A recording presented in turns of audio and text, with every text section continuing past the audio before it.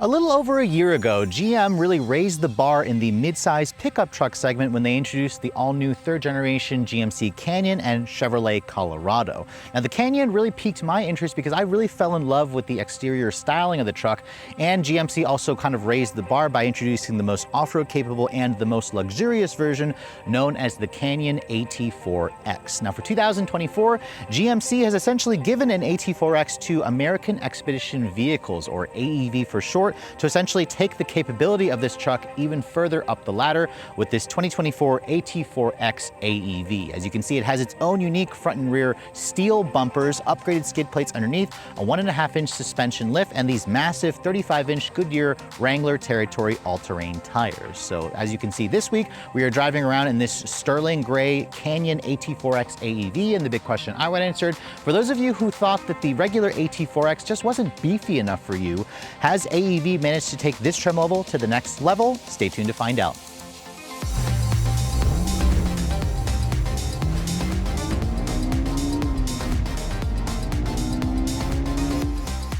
So before we start talking about the exterior styling changes that AEV made to this AT4X trim, I thought I'd pop the hood and remind you guys what's powering this thing. Now, the GMC Canyon makes things pretty simple because the Colorado, this car's platform mate, or this truck's platform mate, offers two different tunes. However, this vehicle only comes with the strongest tune of its 2.7-liter turbocharged 4-cylinder engine. Now, as you can see underneath the hood, I wish that GMC would have made some upgrades to the AEV edition, but this is still a pretty strong powertrain. It's a 2.7-liter gasoline direct injection, double overhead cam 4-cylinder. This engine has really been stress tested and over-engineered to work extremely, tough.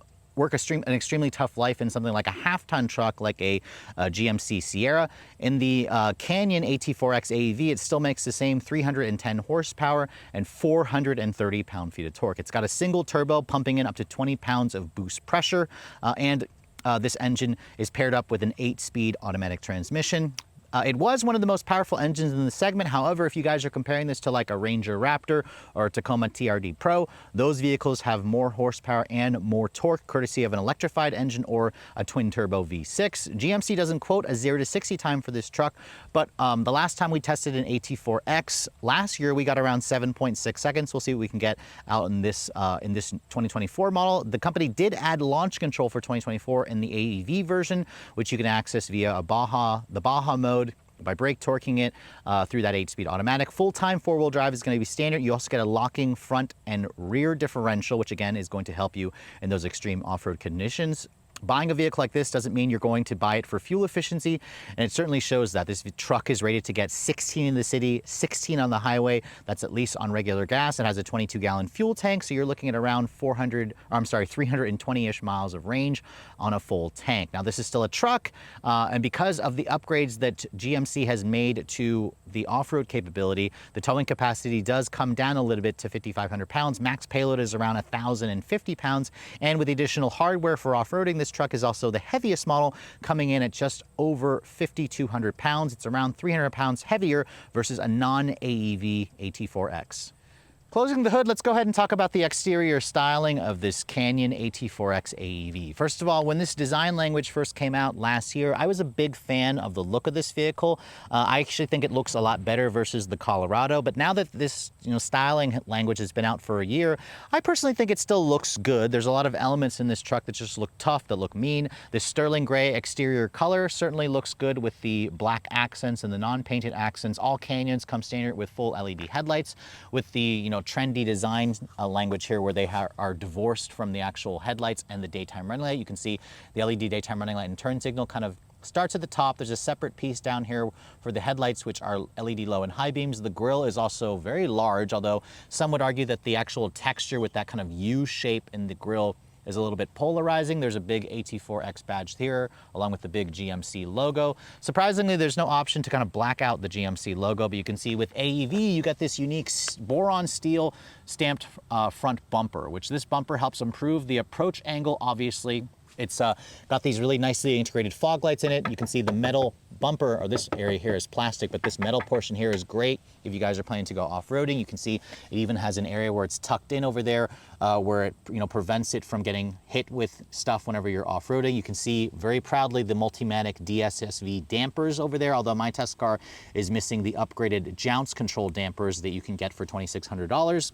And then you can see you have upgraded boron steel skid plates underneath here, which are triple plated. It's covering basically the entire underbody of the vehicle, which is going to really come in handy when you utilize the extra 1.5-inch suspension lift. So in total, this truck has 12.2 inches of ground clearance. So compare that to the 10.7 that you get in the regular AT4X, and this actually has the most ground clearance in the class. It has about 1 inch more ground clearance than a Toyota Tacoma TRD Pro, and nearly 2 inches more ground clearance than a Ford Ranger Raptor. Now, of course, that's courtesy of these unique wheels and tires. These 17-inch black finished wheels come from Salta. That's another aftermarket company that designs fantastic wheels. I love the way the wheels look. These are beadlock capable wheels with a 13.8-inch rotor behind them, front and rear. You have these massive Goodyear Wrangler Territory all-terrain tires, which are measuring a 315 by 70 R17. Remember, these are a 35-inch tall tire. They've replaced the 33-inch tall tire that you got in the regular AT4,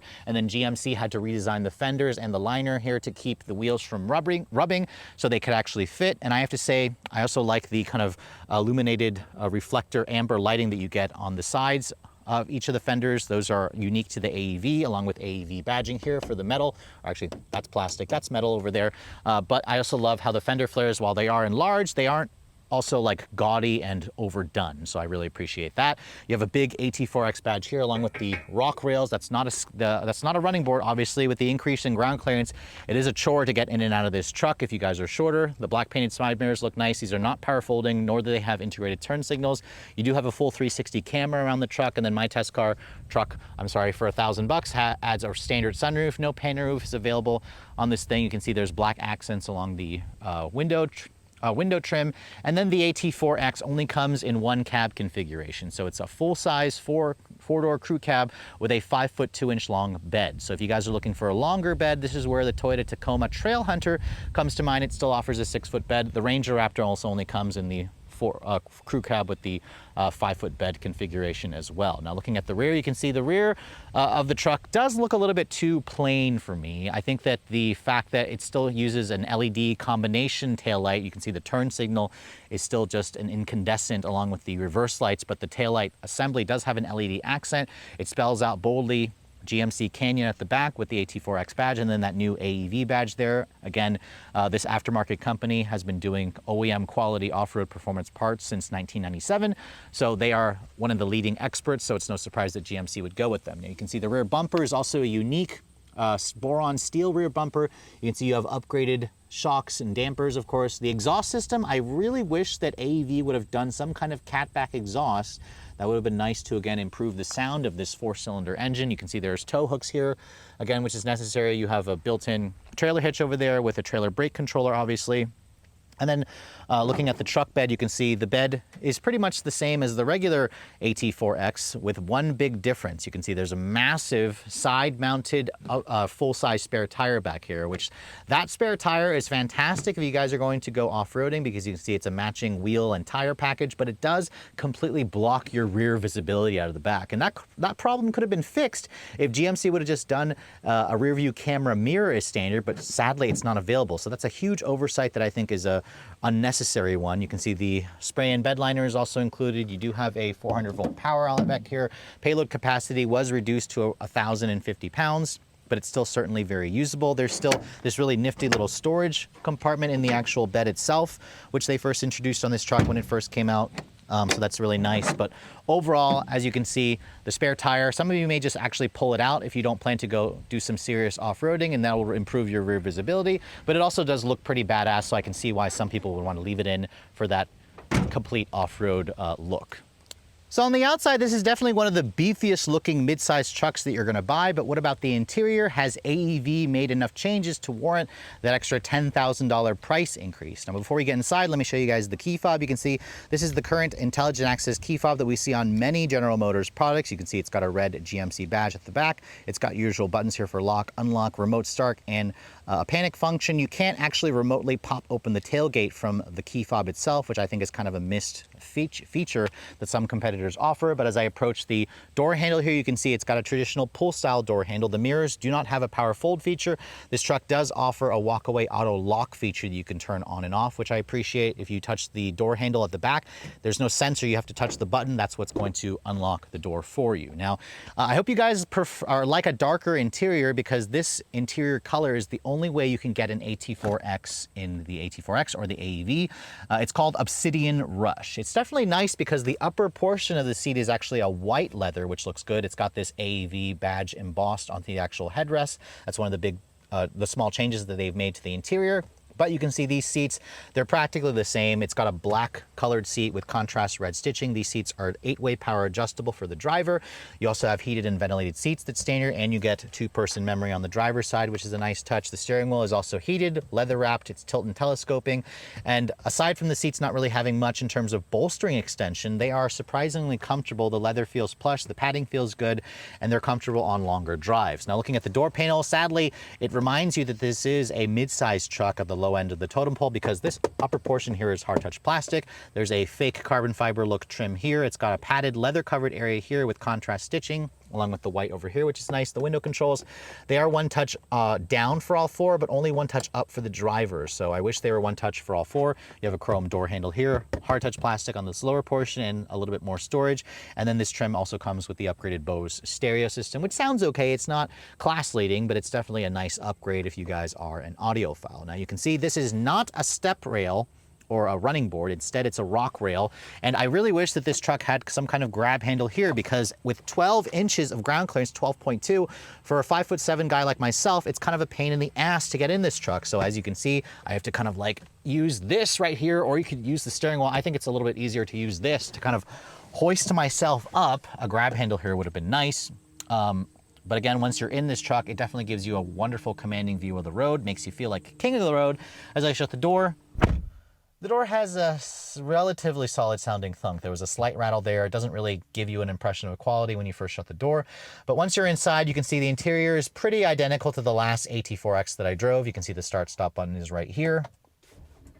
Push that, you can see, or you can hear this. This is not a hybrid or a mild hybrid, so it has a traditional starter noise. It has the usual GM bong, and then all Canyons come standard with a fully digital 11.3-inch cluster in the instrument panel, which is slightly customizable. And then you also get an 11-inch center touchscreen, which includes Google built in. It has wireless Apple CarPlay and Android Auto, which is a nice touch. This system is practically the same as the last AT4X that I drove. The steering wheel, as you can see, no paddles behind the wheel, but you do have adaptive cruise control. No Super Cruise, however, is available. Heated steering wheel, and then the wheel itself offers a manual tilt and telescoping adjustment, although I kind of wish the telescope was a little bit, it extended out a little bit further to get comfortable. There's also a heads-up display, which I don't think you can get in the Colorado.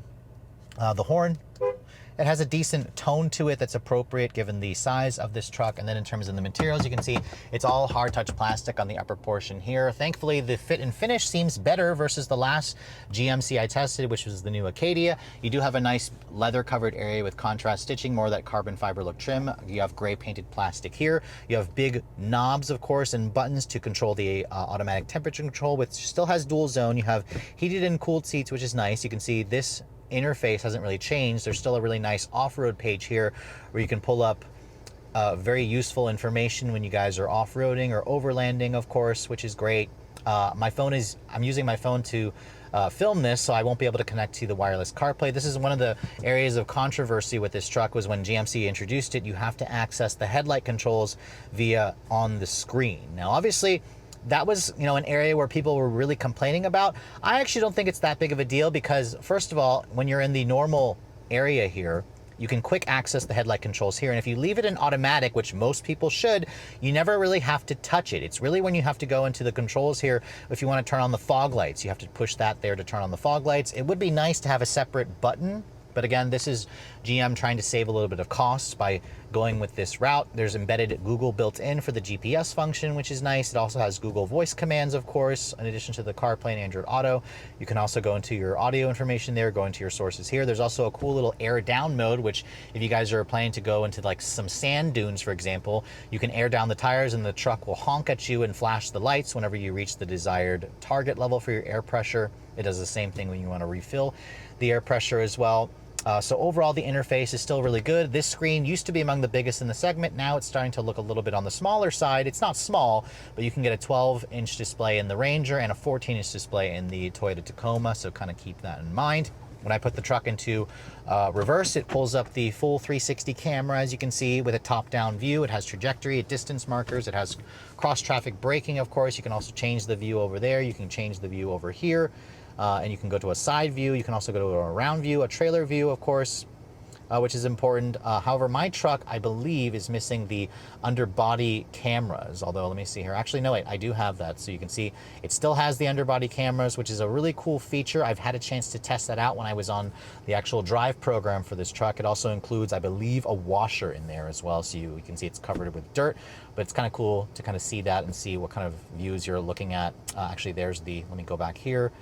There is the washer, which basically, if I push that, it should clean the washer or the camera underneath there, but for some reason it wasn't doing that. But overall, that's a really cool view. It's not standard, I don't believe, on every version of the AEV. So kind of keep that, in mind when you guys are looking at this truck at the dealership, putting the vehicle back into drive. You can see there's back to the native system, which I think still looks really good. The CarPlay also takes up the whole screen, which is nice. You have these big toggles here to control your locking diff, your locking front and rear diff, the auto start stop. You can see lane keep assist. And then this button here allows you to basically roll all the windows down at once, which is kind of a nice feature.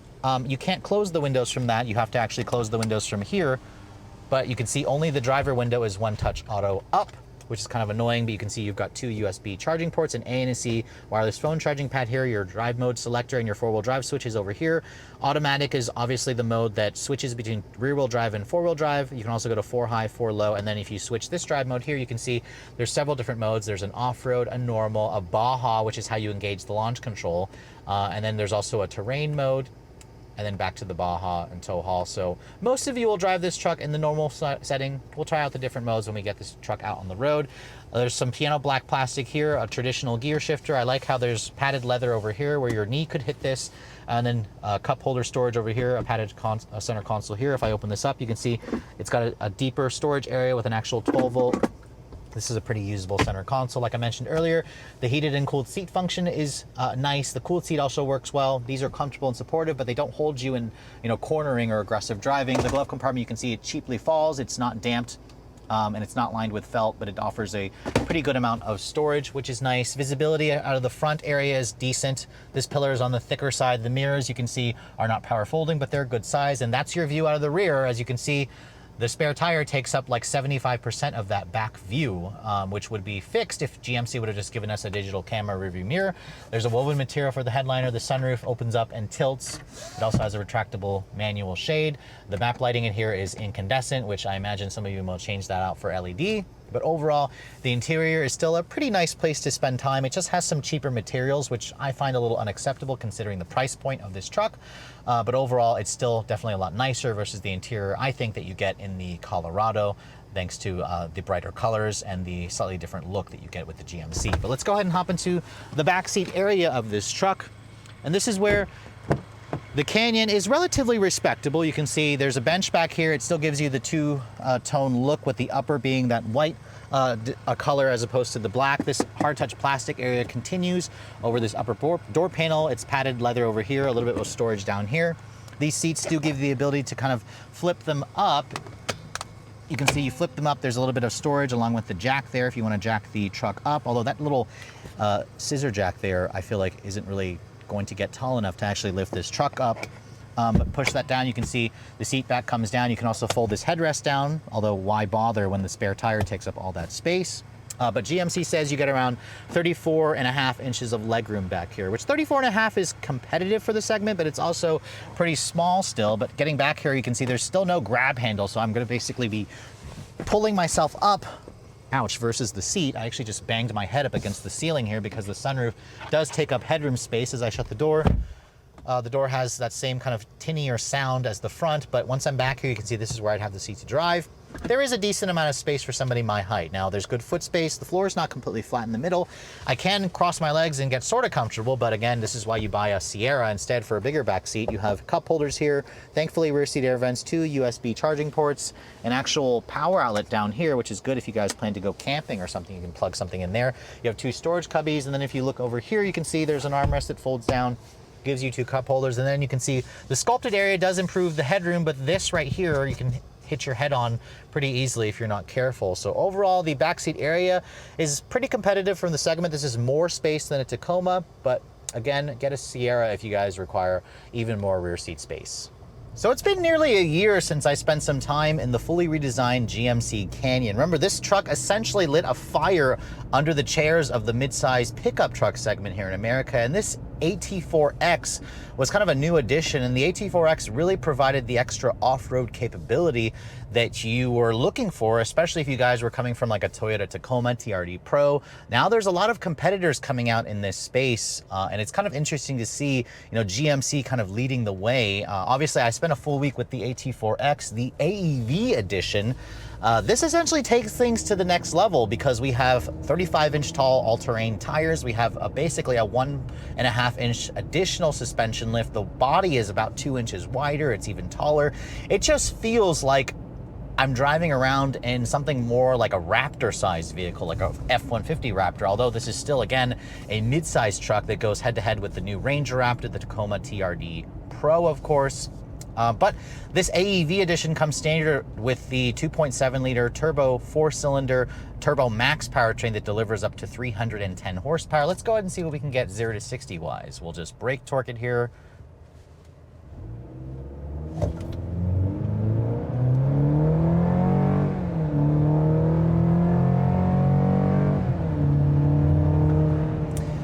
And surprisingly, we got 7.14 seconds there, which is actually a decent time. That's actually around a half a second faster than what I got in the AT4X last year, a 2023 model. It was a non-AEV. Remember, the AEV upgrades add around 300 pounds of additional weight to this truck. So this is among the heaviest trucks you're gonna get. Only the Tacoma TRD Pro with its iForce Max hybrid powertrain is a little bit heavier than this. But, you know, this powertrain, GM essentially developed it to be able to move around a half-ton truck like a Silverado. It's built almost like a diesel. It sounds like a diesel. It's got very strong internals, lots of torque, 430 pound-feet of torque, hooked up to an 8-speed automatic, and of course a standard full-time 4-wheel drive system.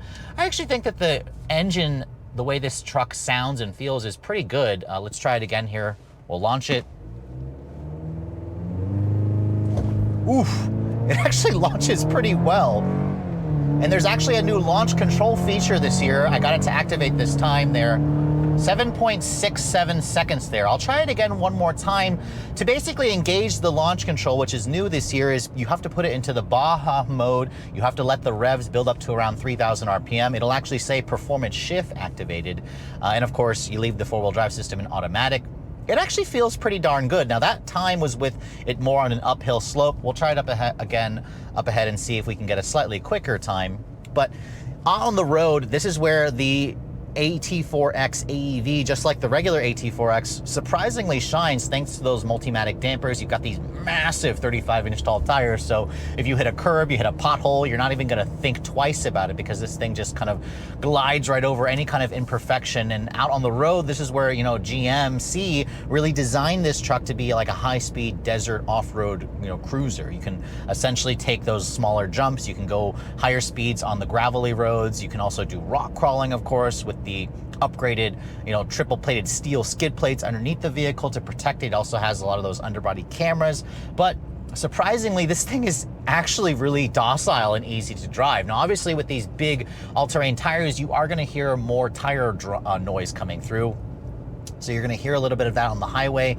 This thing isn't the most aerodynamically efficient vehicle because, again, it's a big boxy truck with lifted off-road tires. I also can't see shit out of the rear because of that spare tire in the back.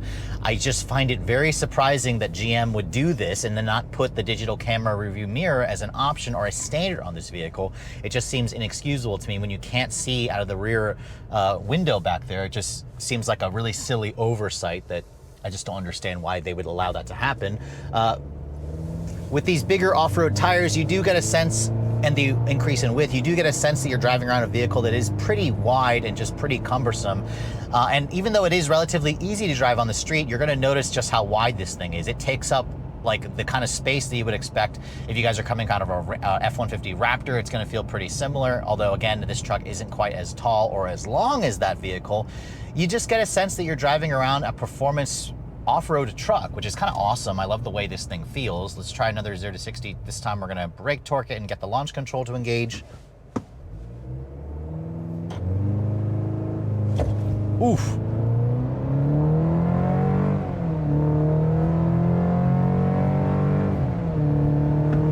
.01 seconds there. So that's our best time with the launch control engaged in Baja mode. And I have to say, I'm pretty pleased with that time. Obviously, you know, you could get a quicker time in some of the competitors with their 6 cylinders. I think the quickest time I got in this particular class was the Honda Ridgeline, which don't even think about comparing a Honda Ridgeline to this, but you know, that has a naturally aspirated V6. These Turbo 4s, you know, obviously they're designed for lots of low-end power, and you definitely get that. This truck has so much torque above 3,000 RPM, between 3 to 5,000. That's like the sweet spot on the engine's power band. And the sound that this Turbo 4 makes, it sounds very guttural. It's a little bit coarse sounding, but it also feels a little bit like a diesel. I think it's befitting to the character of this truck, although the one thing I'm surprised that GMC also didn't do, for this kind of money and performance upgrades they've made, that AEV has made, why not give it a catback exhaust? Now, obviously, you could go to the aftermarket and give it a, you know, some kind of freer flowing exhaust to make the sound a little bit more, you know, pleasant versus the coarseness that you hear mixed in with the guttural sounds of the induction noise. But it's just, again, a missed oversight. That's where the Toyota Tacoma TRD Pro or the Ranger Raptor could have a little bit of a better sound, especially the Ranger with its turbocharged V6. That's the only competitor in the space now that has 6 cylinders under the hood. But as I drive this truck on regular streets, which is where arguably most people are going to drive these trucks, it actually has a really good ride quality. The seats are comfortable. They're just not very supportive in the sense of holding you during aggressive driving. If I was like doing some off-road driving where I was going at high speeds, I was trying to get the tail to step out, I feel like I'm gonna be squirming around in these seats, but they are good for long distance comfort. They're also heated and ventilated. That feature is optional on the Colorado ZR2 Bison, this car's platform mate. This truck also includes a heads-up display. The visibility out of the front and the side is okay. This pillar is on the thick side. Again, the rear view is just disgusting. I can't see anything out of the back there. And then if you're looking for GM Super Cruise, sadly, it is not available on this truck. GMC and Chevy just decided when they redesigned it that they wouldn't offer Super Cruise. Maybe they'll do that down the road. Who knows? It would be nice. I mean, especially considering the price tag of this vehicle. It also feels very solidly made. Not a single squeak and rattle in this vehicle, even though the materials are a little bit on the cheap side considering the price tag. The touch points and the seat comfort is good when you're not, you know, driving it super aggressively. Fuel economy, that's another throwaway when you buy something like this. You buy this for off-road capability. And in my week's worth of testing, in mostly city driving, I was averaging around 13 mpg, which is horrible. It's rated at 1616. On the highway, it actually did do a little bit better, 17.7 mpg, which is not bad. With its 22-gallon fuel tank, you're gonna do around 320 miles of range on a full tank. That's thankfully on regular gas. The trip computer was showing a little bit more than that, but it tends to be a little bit more optimistic. So it's a relatively thirsty truck. It's basically doing full-size truck levels of thirst for MPG, and that's again where you're going to want to check out the Toyota Tacoma TRD Pro, because it has that hybrid powertrain that could supposedly get 23 MPG, which is something that I'll be looking forward to testing. But overall, out on the street, this truck is absolutely great. The one thing my test truck is missing is the upgraded dampers, the jounce control dampers, which come standard on the ZR2 Bison. You're not gonna really notice that out on the street, but on off-road situations, if you do extreme off-roading, you're gonna notice the upgrade there with the ZR2. You can get that as an option for $2,600, which would push the price of this truck into the $70,000 price category. But most of the times when you drive this vehicle out on the road, just like on the standard AT4X, the AEV hasn't really sacrificed on-road driving dynamics. You're just gonna hear more of the tire drumming noise when you're at higher speeds, but overall it's still just as comfortable, just as, you know, relatively easy to drive. You just have to get used to the atrocious rear visibility and the fact that this thing is pretty darn wide. It's even wide by, you know, this particular class of off-road tuned, you know, factory trucks. So last year here in America, between the Chevrolet Colorado and the GMC Canyon, the company managed to sell nearly 100,000 trucks in the US, which represents a pretty big chunk of the pie. Obviously, the Toyota Tacoma remains the sales king, with Toyota doing around 250,000 sales every year. The Canyon represented about 30% of that sales mix between the Colorado and, of course, the GMC. So after spending a full week with the ultimate version of the Canyon, known as this AT4X AEV, I have to say, even out on the road, this vehicle, this truck, remains a relatively civilized vehicle. I love the fact that you've got these massive wheels and tires with the increase in ground clearance. You can essentially drive over curbs, drive over potholes and not be worried. Any kind of snowstorm or dirt trail that you need to tackle should be done with ease and with very much a ton of confidence. I love the styling changes that AEV has made. This is still one of my favorite looking trucks in the midsize space. The interior, while it does have some cheap materials that I don't particularly like seeing, especially at this price tag, it does have comfortable seats. It has really nice technology, heated and ventilated seats, which are nice. The rear seat is small, but much more usable versus something like the Toyota Tacoma. The bed at the back, obviously, if you guys need maximum hauling capabilities, this model with its massive spare tire at the back is going to take up room, but you could also take it out or just go for the regular AT4 trim level. If you guys are disappointed that I didn't take this truck off-road, be sure to click in the link in the description below, because I did manage to get this truck and a Toyota Tacoma TRD Pro together, and I did manage to take both of them off-road. So if you want to hear my thoughts on how both trucks drive off-road, be sure to watch that comparison test video with the latest Tacoma, because obviously this is still one of my favorite trucks out there, except when you want to look at something that gets better fuel efficiency, because as you guys saw, the engine delivers solid performance, 0 to 60 in around 7 seconds with its diesel-like clatter, but its fuel efficiency is among the worst. So if you guys want something with better gas mileage, I suspect the Ranger Raptor will get better gas mileage, and definitely the Toyota Tacoma TRD Pro with its hybrid max powertrain. But if you guys are looking to get a Canyon AT4X AEV in your driveway, this is where this truck is going to cost you a pretty penny, and it might make you consider checking out its competitor as well, because a base Canyon starts at around $36,000 for a base elevation with two-wheel drive. Most of you are going to add four-wheel drive for an extra $3,500 per se. The AT4X trim level is going to start at around $55,000. That's around $7 grand more versus this truck's platform mate, the Colorado ZR2. If you want the AEV package with all the upgrades, which are hardware and, you know, basically the look of the truck, it's going to cost you around $10,000 extra, which sounds like a ton of money.